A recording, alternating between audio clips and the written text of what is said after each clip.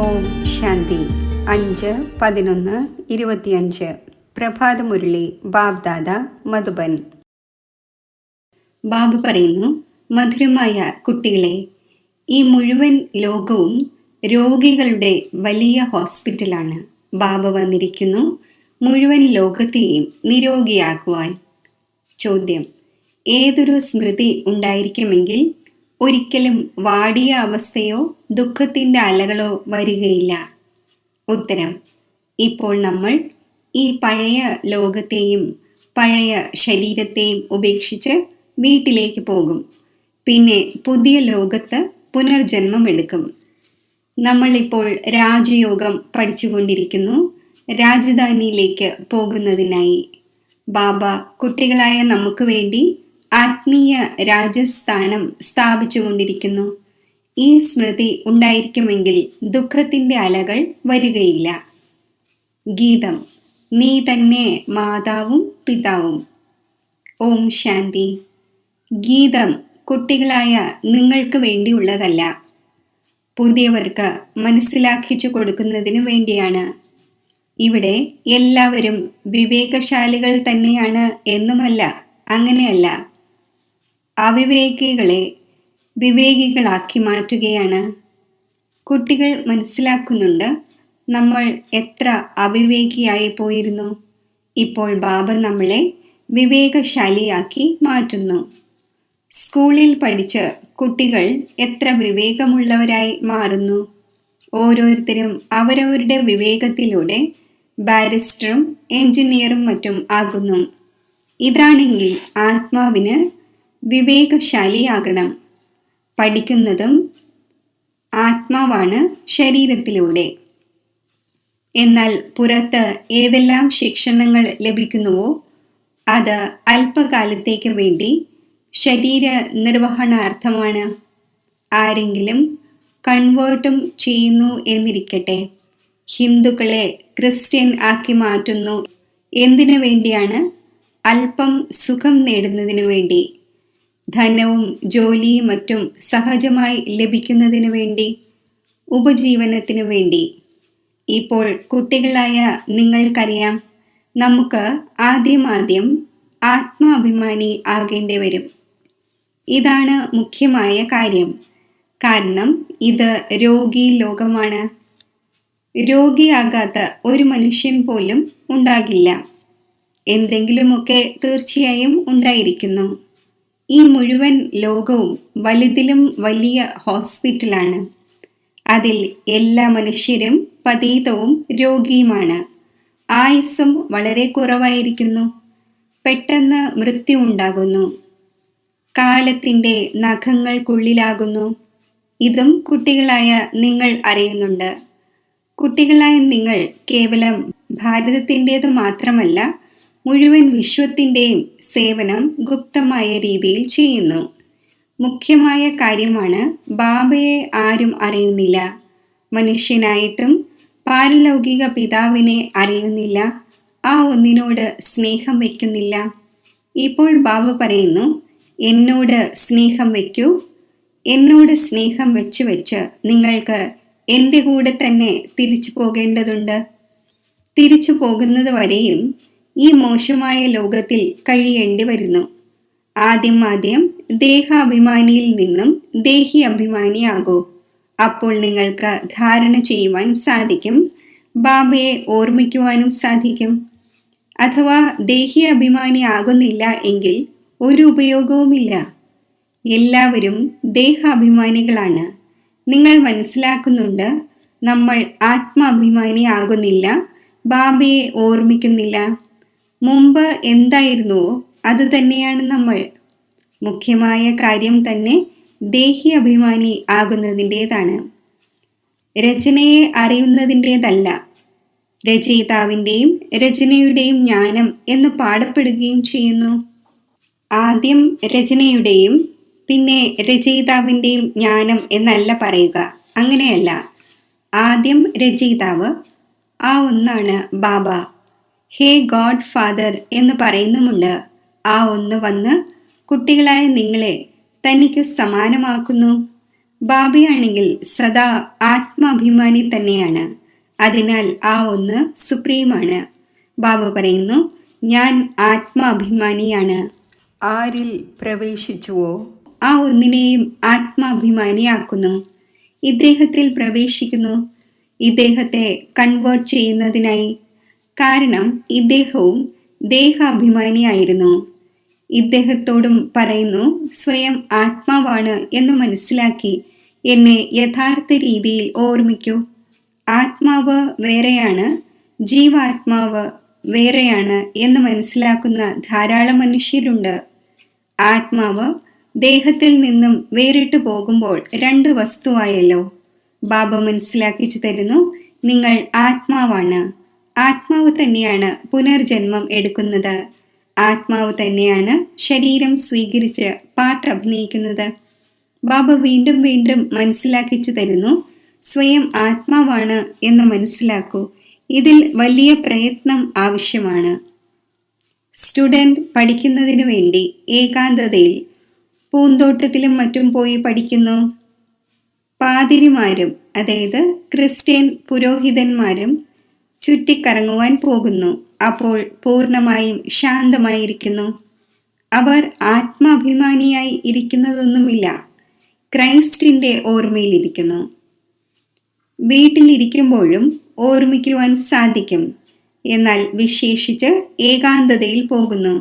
ക്രൈസ്റ്റിനെ ഓർമ്മിക്കുന്നതിന് വേണ്ടി മറ്റൊരു ഭാഗത്തേക്കും നോക്കുന്നത് പോലുമില്ല.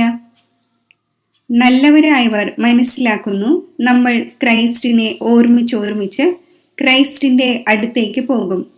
ക്രൈസ്റ്റ് ഹെവനിൽ ഇരിക്കുന്നു, നമ്മളും ഹെവനിലേക്ക് പോകും എന്ന്. ക്രൈസ്റ്റ് ഹെവനിലെ ഗോഡ് ഫാദറിന്റെ അടുക്കൽ പോയി എന്ന് മനസ്സിലാക്കുന്നു.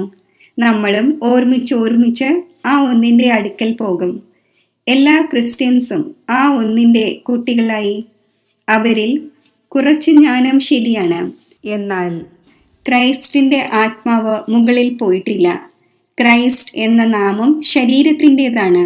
ഏതൊന്നിനെയാണോ കുരിശിലേറ്റിയത്, ആത്മാവിനെ കുരിശിലേറ്റുന്നില്ല. ഇപ്പോൾ ക്രൈസ്റ്റിന്റെ ആത്മാവ് ഗോഡ് ഫാദറിന്റെ അടുക്കൽ പോയി എന്ന് പറയുന്നതും തെറ്റാകുന്നു. തിരികെ ആരെങ്കിലും എങ്ങനെയാണ് പോവുക? ഓരോരുത്തർക്കും സ്ഥാപനയും പിന്നെ പാലനയും തീർച്ചയായും ചെയ്യേണ്ടതുണ്ട്.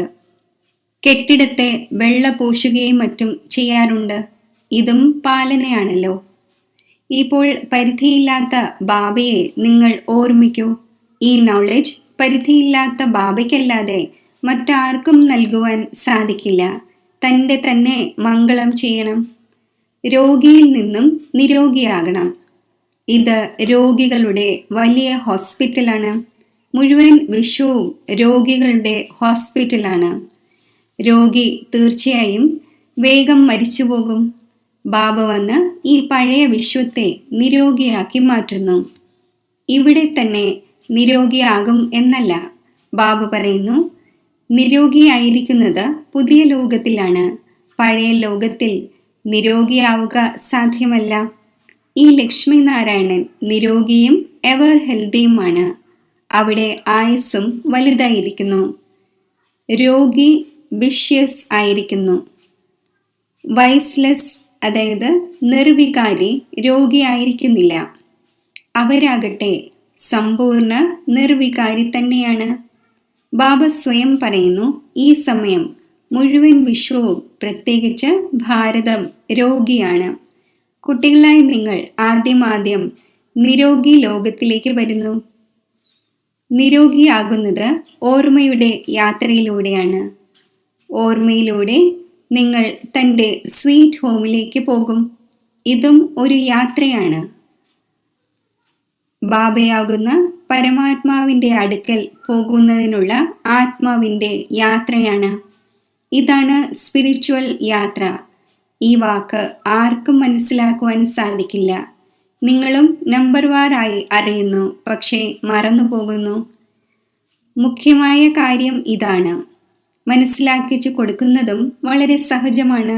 എന്നാൽ മനസ്സിലാക്കിച്ചു കൊടുക്കുന്നവർ സ്വയവും ആത്മീയ യാത്രയിൽ ആയിരിക്കുമ്പോഴാണ്. സ്വയം ആയിരിക്കുകയില്ല എങ്കിൽ മറ്റുള്ളവരോട് പറയുകയാണെങ്കിൽ അമ്പ് ഏൽക്കുകയില്ല. സത്യതയുടെ മൂർച്ച ആവശ്യമാണ്. നമ്മൾ ബാബയെ ഇത്ര ഓർമ്മിക്കുന്നുണ്ട്, അത്രമാത്രം. സ്ത്രീ പതിയെ എത്ര ഓർമ്മിക്കുന്നു? ഇതാണ് പതിമാരുടെയും പതി, പിതാക്കന്മാരുടെയും പിതാവ്, ഗുരുക്കന്മാരുടെയും ഗുരു. ഗുരുക്കന്മാരും ആ പിതാവിനെ തന്നെയാണ് ഓർമ്മിക്കുന്നത്. ക്രൈസ്റ്റും ബാബയെ തന്നെയാണ് ഓർമ്മിച്ചിരുന്നത്. എന്നാൽ ആ ഒന്നിനെ ആരും അറിയുന്നില്ല. ബാബ എപ്പോൾ വരുന്നുവോ അപ്പോഴാണ് വന്ന് തൻ്റെ തിരിച്ചറിവ് നൽകുന്നത്. ഭാരതവാസികൾക്ക് തന്നെ ബാബയുടെ അറിവില്ല. അപ്പോൾ മറ്റുള്ളവർക്ക് എവിടെ നിന്നും ലഭിക്കും? വിദേശത്ത് നിന്നും ഇവിടെ വരുന്നു യോഗം പഠിക്കുന്നതിനു വേണ്ടി. പ്രാചീന യോഗം ഭഗവാൻ പഠിപ്പിച്ചു എന്ന് മനസ്സിലാക്കുന്നു. ഇത് ഭാവനയാണ്. ബാബ മനസ്സിലാക്കിച്ചു തരുന്നു, സത്യമായ യോഗം ഞാൻ തന്നെയാണ് കൽപ്പകൽപ്പങ്ങളിൽ വന്ന് പഠിപ്പിക്കുന്നത് ഒരേ ഒരു പ്രാവശ്യം. മുഖ്യമായ കാര്യമാണ് സ്വയം ആത്മാവാണ് എന്ന് മനസ്സിലാക്കി ബാബയെ ഓർമ്മിക്കൂ. ഇതിനെ തന്നെയാണ് ആത്മീയ യോഗം എന്ന് പറയുന്നത്. ബാക്കി എല്ലാവരുടെയും ശാരീരിക യോഗമാണ്. ബ്രഹ്മത്തോട് യോഗം വയ്ക്കുന്നു. അതും ബാബയല്ല. അതാകട്ടെ മഹത്തത്വമാണ്, വസിക്കുന്ന സ്ഥാനമാണ്. അപ്പോൾ റൈറ്റ് ആയത് ഒരേ ഒരു ബാബയാണ്. ഒരു ബാബയെ തന്നെയാണ് സത്യം എന്ന് പറയുന്നത്. എങ്ങനെയാണ് ബാബ തന്നെ സത്യമാകുന്നത് എന്ന് ഭാരതവാസികൾക്ക് അറിയില്ല. ആ ഒന്ന് സത്യഖണ്ഡം സ്ഥാപിക്കുന്നു. സത്യഖണ്ഡവും അസത്യഖണ്ഡവും. നിങ്ങൾ സത്യഖണ്ഡത്തിൽ വസിക്കുമ്പോൾ അവിടെ രാവണ രാജ്യം തന്നെ ഉണ്ടായിരിക്കുന്നില്ല. പകുതി കൽപ്പത്തിനു ശേഷം രാവണ രാജ്യമാകുന്ന അസത്യഖണ്ഡം ആരംഭിക്കുന്നു. സത്യഖണ്ഡം എന്ന് മുഴുവൻ സത്യയുഗത്തെയുമാണ് പറയുക. പിന്നെ അസത്യഖണ്ഡമാകുന്ന മുഴുവൻ കലിയുഗത്തിൻ്റെയും അന്ത്യമാണ്. ഇപ്പോൾ നിങ്ങൾ സംഗമത്തിൽ ഇരിക്കുന്നു. ഇവിടെയുമല്ല അവിടെയുമല്ല. നിങ്ങൾ യാത്ര ചെയ്തുകൊണ്ടിരിക്കുകയാണ്. ആത്മാവാണ് യാത്ര ചെയ്തുകൊണ്ടിരിക്കുന്നത്, ശരീരമല്ല. ബാബ വന്ന് യാത്ര ചെയ്യുന്നത് പഠിപ്പിക്കുന്നു. ഇവിടെ നിന്നും അവിടെ പോകേണ്ടതുണ്ട്. നിങ്ങളെ ഇത് പഠിപ്പിക്കുന്നു. അവർ പിന്നെ സ്റ്റാർസിൻ്റെയും മൂണിൻ്റെയും നേർക്ക് പോകുന്നതിൻ്റെ ട്രാവൽ ചെയ്യുന്നു. ഇപ്പോൾ നിങ്ങൾക്കറിയാം അതിൽ യാതൊരു നേട്ടവുമില്ല. ഈ വസ്തുക്കൾ കൊണ്ട് തന്നെ മുഴുവൻ വിനാശവും ഉണ്ടാകേണ്ടതുണ്ട്. ബാക്കി എന്തെല്ലാം ഇത്രയും പ്രയത്നിക്കുന്നുവോ എല്ലാം വ്യർത്ഥമാണ്.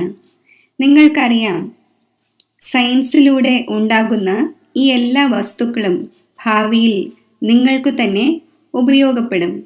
ഈ ഡ്രാമ തയ്യാറാക്കപ്പെട്ടതാണ്. പരിധിയില്ലാത്ത ബാബു വന്ന് പഠിപ്പിക്കുന്നു. അപ്പോൾ എത്ര റിഗാർഡ് വയ്ക്കേണ്ടതാണ്? ടീച്ചറിനോട് അല്ലെങ്കിൽ തന്നെ വളരെയധികം റിഗാർഡ് വയ്ക്കുന്നു.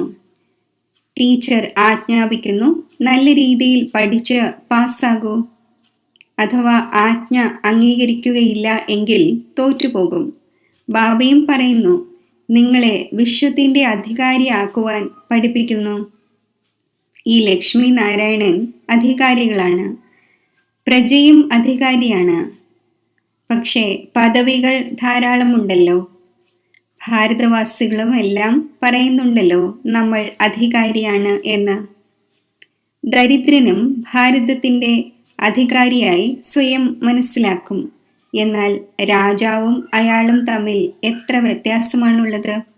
നോളജിലൂടെ പദവിയുടെ വ്യത്യാസമുണ്ടാകുന്നു. നോളജിലും സാമർഥ്യം ആവശ്യമാണ്, പവിത്രതയും ആവശ്യമാണ്. അപ്പോൾ ഹെൽത്തും വെൽത്തും ആവശ്യമാണ്. സ്വർഗത്തിൽ എല്ലാം ഉണ്ടല്ലോ. ബാബ എയിം ഒബ്ജക്റ്റ് മനസ്സിലാക്കിച്ചു തരുന്നു. ലോകത്തിൽ മറ്റാരുടെയും ബുദ്ധിയിൽ ഈ എയിം ഒബ്ജക്റ്റ് ഉണ്ടാകില്ല. നിങ്ങൾ ഉടൻ പറയും, നമ്മൾ ഇതാകുന്നു. മുഴുവൻ വിശ്വത്തിലും നമ്മുടെ രാജധാനി ഉണ്ടാകും. ഇതാണെങ്കിൽ ഇപ്പോൾ പഞ്ചായത്തി രാജ്യമാണ്. ആദ്യം ഉണ്ടായിരുന്നത് ഡബിൾ കിരീടധാരികളാണ്. പിന്നീട് ഒരു കിരീടം. ഇപ്പോൾ കിരീടമേ ഇല്ല. ബാബ മുരളിയിൽ പറഞ്ഞിട്ടുണ്ടായിരുന്നു, ഡബിൾ കിരീടധാരിയായ രാജാക്കന്മാരുടെ മുന്നിൽ സിംഗിൾ കിരീടധാരികൾ ശിരസ് നമിക്കുന്നതിൻ്റെ ചിത്രവും വേണം. ഇപ്പോൾ ബാബ പറയുന്നു, ഞാൻ നിങ്ങളെ രാജാക്കന്മാരുടെയും രാജാവ്, ഡബിൾ കിരീടധാരി ആക്കുന്നു. അത് അല്പകാലത്തേക്കാണ്. ഇതാണ് 21 ജന്മത്തേക്കുള്ള കാര്യം. ആദ്യത്തെ മുഖ്യമായ കാര്യമാണ് പാവനമാകുന്നതിൻ്റെ. വിളിക്കുന്നുമുണ്ട്, വന്ന് പതീതത്തിൽ നിന്നും പാവനമാക്കൂ എന്ന്. രാജാവാക്കൂ എന്ന് പറയുന്നില്ല. ഇപ്പോൾ കുട്ടികളായ നിങ്ങളുടേത് പരിധിയില്ലാത്ത സന്യാസമാണ്. ഈ ലോകത്തിൽ നിന്ന് തന്നെ പോകും തൻ്റെ വീട്ടിലേക്ക്, പിന്നീട് ഹെവനിൽ വരും. ഉള്ളിൽ സന്തോഷമുണ്ടായിരിക്കേണ്ടതാണ്. നമ്മൾ വീട്ടിലേക്ക് പോകുമെന്നും പിന്നെ രാജധാനിയിൽ വരുമെന്നും മനസ്സിലാക്കുന്നുണ്ട്. പിന്നെ വാടിയ അവസ്ഥയും ഈ ദുഃഖവും മറ്റും എന്തിനുണ്ടാകണം? നമ്മൾ ആത്മാക്കൾ വീട്ടിലേക്ക് പോകും, പിന്നെ പുതിയ ലോകത്തിൽ പുനർജനിക്കും. കുട്ടികൾക്ക് സ്ഥായിയായ സന്തോഷം എന്തുകൊണ്ട് ഇരിക്കുന്നില്ല? മായയുടെ ഓപ്പോസിഷൻ വളരെയധികമുണ്ട്. അതിനാൽ സന്തോഷം കുറഞ്ഞു പോകുന്നു. പതീത പാവനൻ സ്വയം പറയുന്നു, എന്നെ ഓർമ്മിക്കൂ, എങ്കിൽ നിങ്ങളുടെ ജന്മജന്മാന്തരങ്ങളിലെ പാപം ഭസ്മമാകും. നിങ്ങൾ സ്വദർശന ചക്രധാരിയാകുന്നു. പിന്നെ നമ്മൾ രാജസ്ഥാനിലേക്ക് പോകും എന്നറിയുന്നു. ഇവിടെ ഭിന്ന ഭിന്ന പ്രകാരത്തിലുള്ള രാജാക്കന്മാരുണ്ടായിരുന്നു. ഇപ്പോൾ വീണ്ടും ആത്മീയ രാജസ്ഥാൻ ഉണ്ടാകണം. സ്വർഗത്തിൻ്റെ അധികാരിയായി മാറും. ക്രിസ്ത്യൻസ് ഹെവന്റെ അർത്ഥം മനസ്സിലാക്കുന്നില്ല. അവർ മുക്തിധാമത്തെ ഹെവൻ എന്ന് പറയുന്നു. ഹെവൻലി ഗോഡ് ഫാദർ ഹെവനിൽ ഇരിക്കുന്നതൊന്നുമില്ല. ആ ഒന്ന് വസിക്കുന്നത് തന്നെ ശാന്തിധാമത്തിലാണ്. ഇപ്പോൾ നിങ്ങൾ പുരുഷാർത്ഥം ചെയ്യുന്നു പാരഡൈസിൽ പോകുന്നതിന് വേണ്ടി. ഈ വ്യത്യാസം പറഞ്ഞു കൊടുക്കണം. ഗോഡ് ഫാദർ മുക്തിധാമത്തിൽ വസിക്കുന്നവനാണ്. ഹെവൻ എന്ന് പുതിയ ലോകത്തെയാണ് പറയുന്നത്. ഫാദർ തന്നെയാണ് വന്ന് പാരഡൈസ് സ്ഥാപിക്കുന്നത്. നിങ്ങൾ ഏതിനെയാണോ ശാന്തിധാമം എന്ന് പറയുന്നത്, അതിനെ അവർ ഹെവൻ എന്ന് മനസ്സിലാക്കുന്നു. ഇതെല്ലാം മനസ്സിലാക്കേണ്ട കാര്യങ്ങളാണ്. ബാബ പറയുന്നു, നോളജ് ആണെങ്കിൽ വളരെ സഹജമാണ്. ഇതാണ് പവിത്രമാകുന്നതിൻ്റെ നോളജ്. മുക്തി, ജീവൻ മുക്തിയിലേക്ക് പോകുന്നതിൻ്റെ നോളജ്, അത് ബാബയ്ക്ക് തന്നെയാണ് നൽകുവാൻ സാധിക്കുന്നത്. എപ്പോഴാണോ ആരെയെങ്കിലും തൂക്കിലേറ്റുന്നത്, അപ്പോൾ ഉള്ളിലുണ്ടായിരിക്കും, ഞാൻ ഭഗവാന്റെ അടുക്കൽ പോകുന്നു എന്ന്. തൂക്കിലേറ്റുന്നവരും പറയുന്നു, ഗോഡിനെ ഓർമ്മിക്കൂ എന്ന്. ഗോഡിനെ രണ്ടുപേരും അറിയുന്നില്ല. അയാൾക്കാണെങ്കിൽ ആ സമയം ബന്ധുമിത്രാദികളുടെയും മറ്റും ഓർമ്മ വരുന്നു.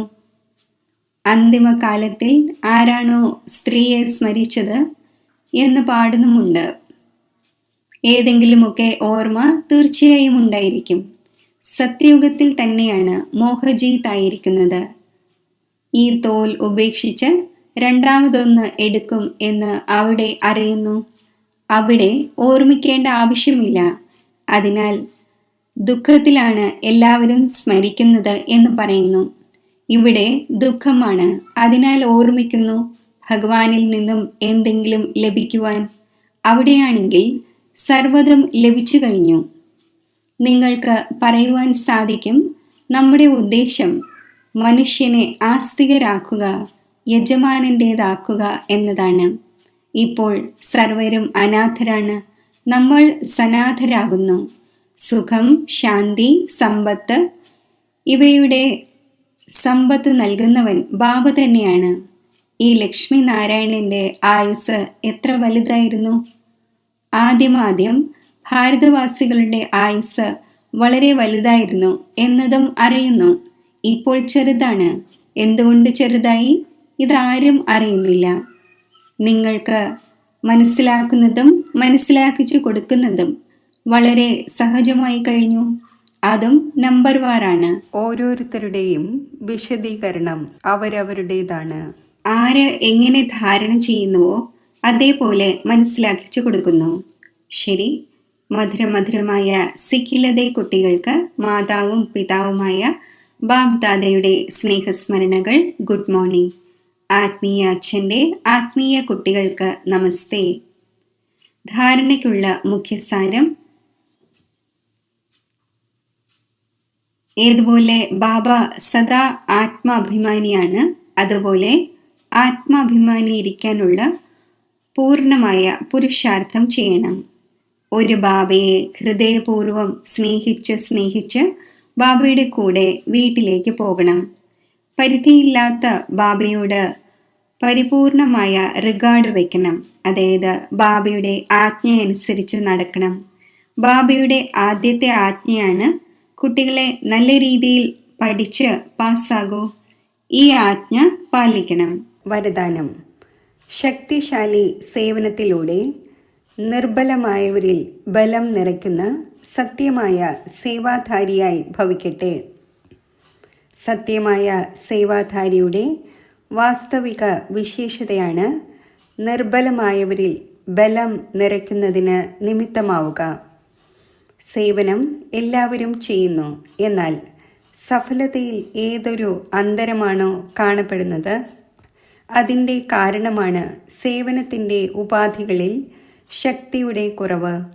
ഇതുപോലെ വാളിൽ അഥവാ മൂർച്ച ഇല്ലെങ്കിൽ അത് വാളിൻ്റെ കാര്യം ചെയ്യുന്നില്ല.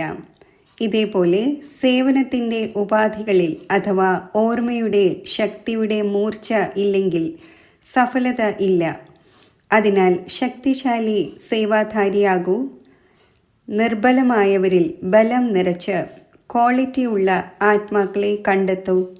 അപ്പോൾ സത്യമായ സേവാധാരി എന്ന് പറയും. സ്ലോഗൻ: ഓരോ പരിതസ്ഥിതിയെയും പറക്കുന്ന കലയുടെ ഉപാധിയായി മനസ്സിലാക്കി സദാ പറന്നുകൊണ്ടിരിക്കൂ. അവ്യക്ത സൂചന: അശരീരിയുടെയും വിദേഹി സ്ഥിതിയുടെയും അഭ്യാസം വർദ്ധിപ്പിക്കൂ. പൊതുവെ അശരീരി ആകുന്നത് സഹജമാണ്. എന്നാൽ ഏത് സമയത്താണോ ഏതെങ്കിലും കാര്യം മുന്നിലുള്ളത്, ഏതെങ്കിലും സർവീസിൻ്റെ കുഴപ്പങ്ങൾ മുന്നിലുള്ളത്, ഏതെങ്കിലും ചഞ്ചലതയിലേക്ക് കൊണ്ടുവരുന്ന പരിതസ്ഥിതികൾ ഉള്ളത്, ഇങ്ങനെയുള്ള സമയത്ത് ചിന്തിച്ചു അശരീരിയായി മാറുകയും വേണം. ഇതിനു വേണ്ടി വളരെയധികം സമയത്തെ അഭ്യാസം ആവശ്യമാണ്. ചിന്തിക്കുന്നതും ചെയ്യുന്നതും ഒരുമിച്ച് നടക്കണം. അപ്പോൾ അന്തിമ പരീക്ഷയിൽ പാസ്സാകുവാൻ സാധിക്കും. ഓം ശാന്തി.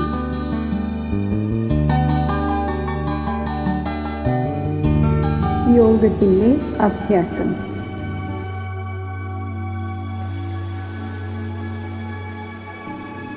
മനസ്സുകൊണ്ടും ശരീരം കൊണ്ടും റിലാക്സ്ഡ് ആയിരുന്ന്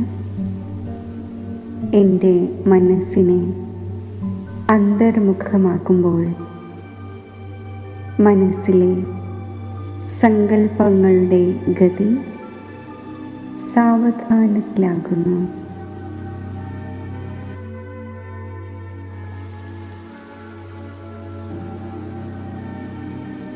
സൈലൻസിൻ്റെ അവസ്ഥയിൽ ഞാൻ സ്ഥിതി ചെയ്യുന്നു.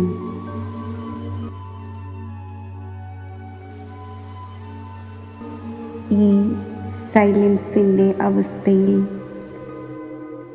ഞാൻ സ്വയം ശക്തി സ്വരൂപമായി അനുഭവിക്കുന്നു.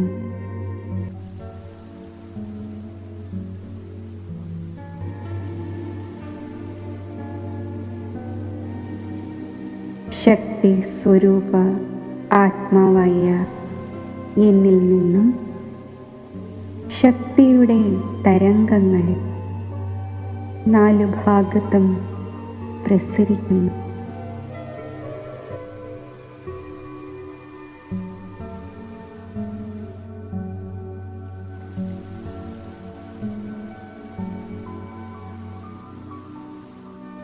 ശക്തിയുടെ ഈ തരംഗങ്ങൾ എൻ്റെ ശരീരത്തിലേക്കും വ്യാപിക്കുകയാണ്.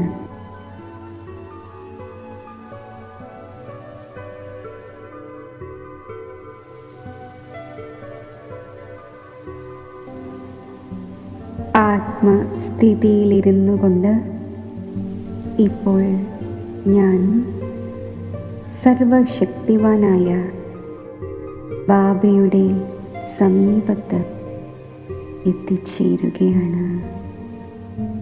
സർവശക്തിവാനിൽ മനസ്സ് ഏകാഗ്രമാക്കുമ്പോൾ ബാബയുടെ സമസ്ത ശക്തികളും വരദാനങ്ങളും എന്നിൽ നിറയുന്നു.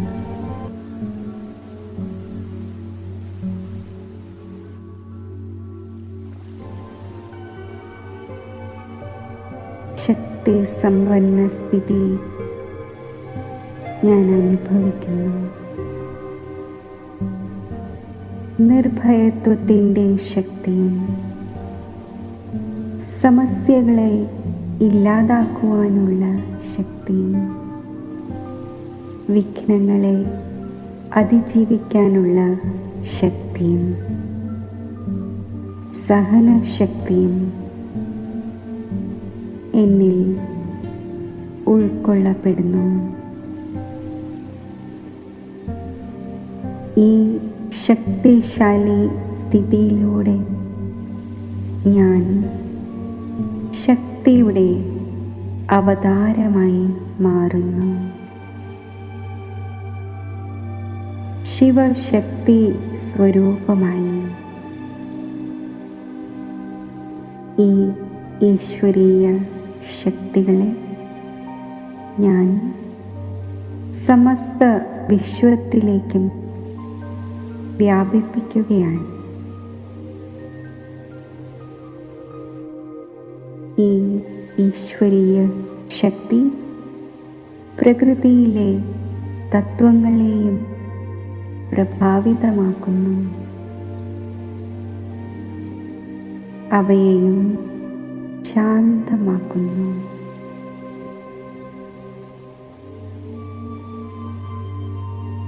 ഈ ശക്തികൾ അന്യ ആത്മാക്കളിലും നിറഞ്ഞ് അവരും ശക്തിശാലിയായി മാറുന്നു.